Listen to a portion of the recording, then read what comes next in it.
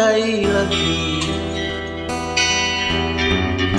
เหนื่อยโทษแท้นั่งเศร้าคนเดียว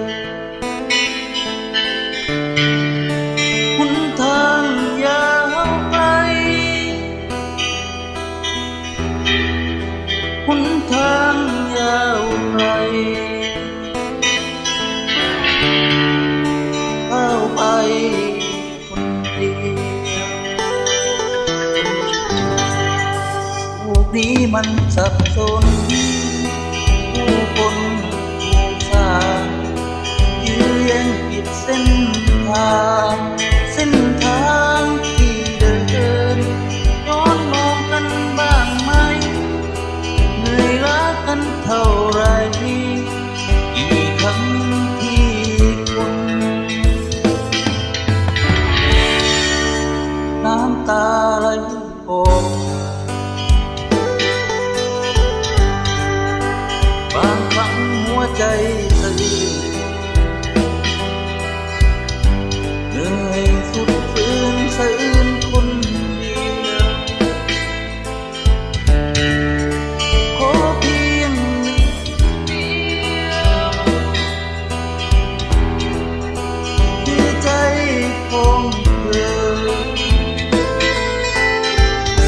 เพียงเพื่อปลอบโยนคนเดียวดาย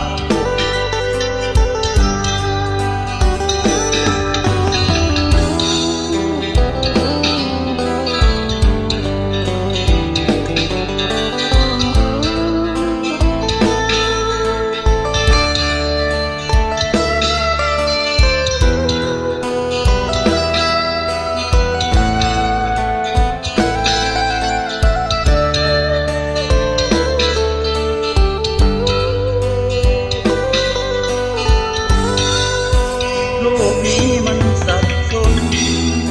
ผู้คนผู้สร้างยื้อแย่งผิดเส้นทางที่เดินย้อนมองกันบ้างไหมเหนื่อยล้ากันเท่าไรกี่ครั้งที่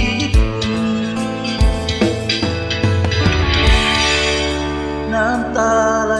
ออกมาบางครั้งหัวใจสื่อเหนื่อยสุดฝืนสะอื้นคนเดียวขอเพียงหนึ่งเดียวคือใจของเธอเพียงเพื่อปลอบโยนคนที่เดียว